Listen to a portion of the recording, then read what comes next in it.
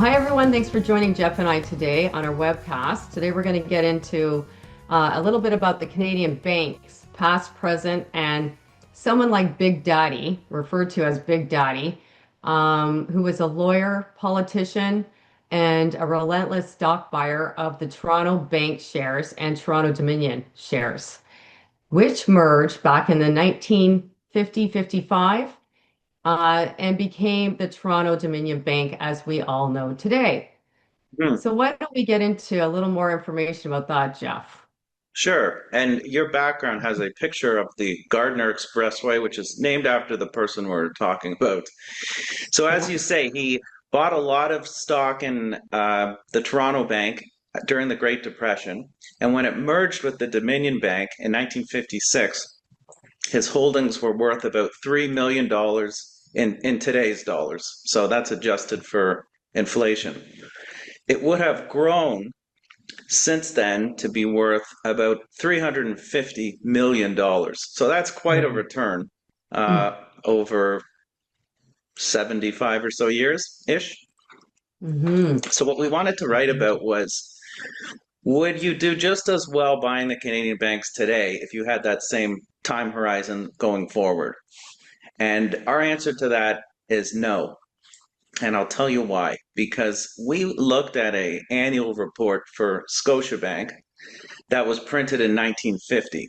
And it is just shocking how different banks were back then compared to what they look like today. Right. Going through, So, going through, go ahead, Sonny. no, I was just going to say the banks back then were strictly dealing with loans and bank accounts. That's Yep, about it.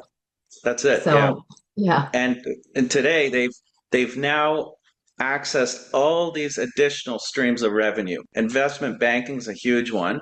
Those management expense ratio fees on mutual funds, that's a huge one. I mean, they didn't even Right. do wealth management back then. They have also Right. got Credit, interest from credit cards, auto credit products. loans, Yeah. yeah, all that stuff. And they didn't do any of that stuff back then. So we Hmm. don't see the same growth runway now that those different markets have been tapped by the Canadian banks. But there's still a place for Canadian banks to be in your portfolio. Our favorite was the Canadian Western Bank because we Hmm. saw a lot of growth opportunity, similar to how banks had growth many decades ago, but then they got purchased by the National Bank late last year. So now the sole Canadian bank we own is Scotiabank.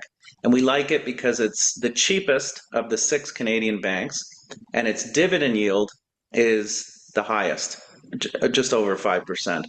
So for those two reasons, we like it. And I also appreciate how they're now focusing their operations on North America instead of having too much exposure to other emerging market countries.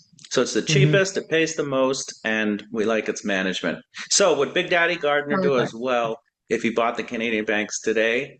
No, but he would hold it for a steady, reliable dividend and slow but steady and consistent share price growth, I believe.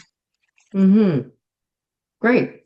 So if Yeah. anyone would like to know more information, please give us a call or reach out to us through Schneider Pollock Wealth Management.com.